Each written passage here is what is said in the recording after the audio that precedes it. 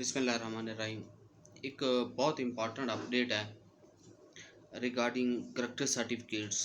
कि कोई बंदा पहले क्या होता था कि अगर किसी बंदे पे एक एफआईआर है, झूठी है सच्ची है, डजंट मैटर, हो जाती थी और उसका रिकॉर्ड बन जाता था।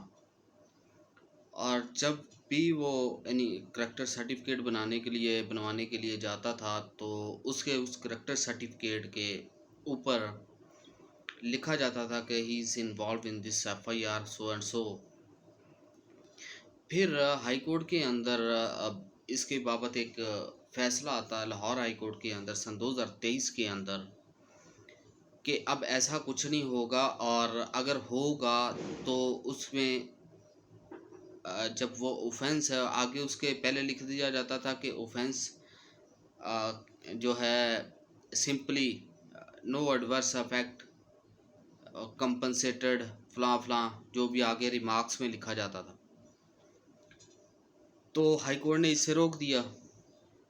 लाहौर हाई कोर्ट ने जो किया वो ये कि लाहौर हाई कोर्ट ने कहा कि अब ये नहीं लिखा जाएगा जो एक्विटल हुआ है, not on compromise, just acquittal हुआ है किसी भी मैटर में। उसे एफआईआर थी, बरी हो गया, बेगुनाह हो गया, एक्विट हो गया, सारे एक ही अल्फाज हैं, हो गया, तो उसका नाम, उसके एफआईआर का जिक्र भी नहीं आएगा उस करेक्टर सर्टिफिकेट के अंदर। वो तो एक सेपरेट चीज़ है, नो एडवर्स इफेक्ट, ये वो जो पहले आता होता था वो तब लिखा जाता था, तब जब बंदा बरी हो जाता था फिर भी लिख देते थे ये थी, लेकिन ये बरी हो गया, नो एडवर्स इफेक्ट, यानी इसका कोई फ़र्क नहीं पड़ता। ठीक है। फिर लाहौर हाई कोर्ट का सन 2023 के अंदर एक ऑर्डर आता है, उस ऑर्डर के मुताबिक वो नहीं, अब ये भी नहीं लिखना एडवर्स इफेक्ट, एफआईआर थी, फारग हो गया, उसका जिक्र भी नहीं करना, only acquittal on merit. Merit के ऊपर अगर कोई बरी हुआ है तो उसके बारे में ये जजमेंट थी, नॉट फॉर एवरीवन कि जिस पे एफआईआर होगी। फिर रिसेंटली एक पेशावर हाई कोर्ट का एक फ़ैसला आता है 2025 के अंदर, उसकी साइटेशन अगर किसी को चाहिए तो वो मांग सकता है, इवन मैं नोट भी कर दूंगा।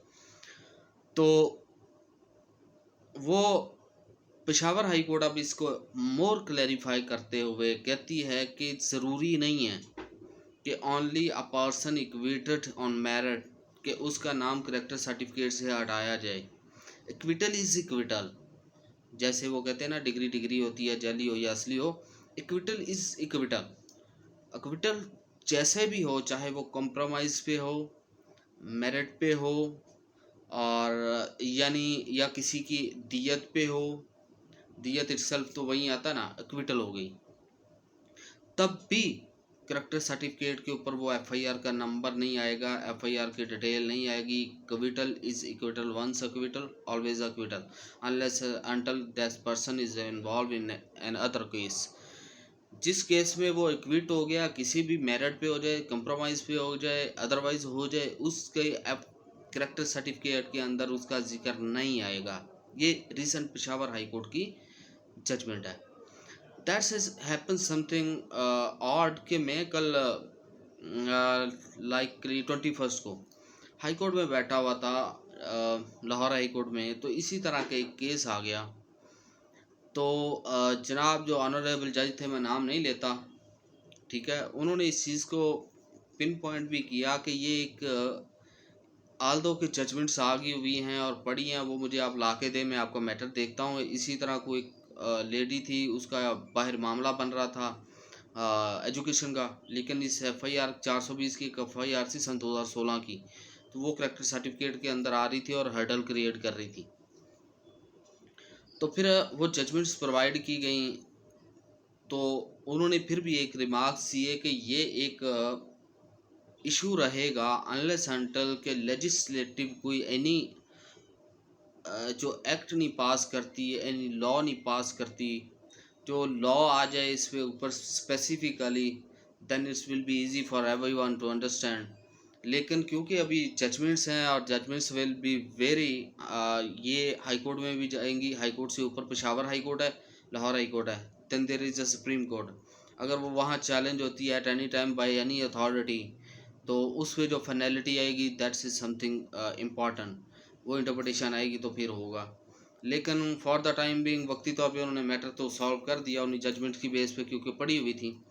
तो होना भी बेसिकली यही चाहिए। जो मेरी पर्सनल ओपिनियन है वो ये कि एक बंदा जो इक्विट हो गया है कि उस पर कोई चार्ज नहीं साबित हुआ, उस पर कोई जुर्म साबित नहीं हुआ और उसकी कोई इन्वॉल्वमेंट नहीं पाई गई उसके अंदर, तो उसका ये करेक्टर सर्टिफिकेट के अंदर ये इशू करना और उसके लिए कल को हर्डल क्रिएट कर हो जाए जिससे, और चाहे वो बाहर ना जा सके या जो भी हो, तो ये एक सरासर नाइंसाफ़ी और ज़्यादती है।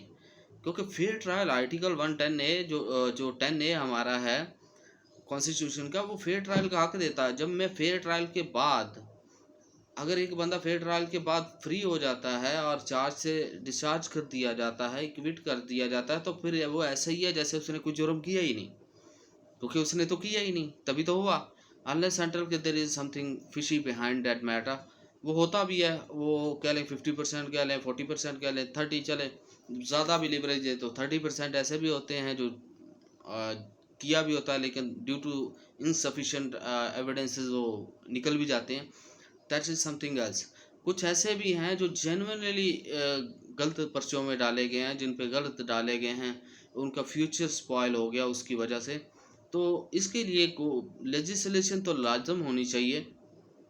कोर्ट्स तो अपने मैटर कर रहे हैं, लेकिन लेजिस्लेशन लाजम होनी चाहिए कि ये बहुत ज़रूरी है। बच्चों के फ्यूचर का सवाल है, बच्चों के बिजनेस का, एजुकेशन है, और उसके बाद उनकी नौकरियों का, जॉब्स मिलना मुश्किल हो जाती है। इवन गवर्नमेंट अदारों में तो ये बहुत चेक एंड बैलेंस है इस मामले में। तो ये लेजिस्लेशन बनती है, लेकिन let's see what will happen. Courts तो अपना काम कर ही रही हैं इस हवाले से। 2 जजमेंट्स आ गई हैं, लेट्स सी कि उसके बाद कौन सी आती है और क्या डिटर्मिन होता है। तब तक के लिए देखते हैं क्या होता है। अभी तक तो हम इसे यूज़ कर रहे हैं, इन 2 जजमेंट्स को। मैं ऊपर लिख भी देता हूँ, अगर किसी को ज़रूरत पड़े तो वो यूज़ कर सकता है। अल्लाह हाफिज़।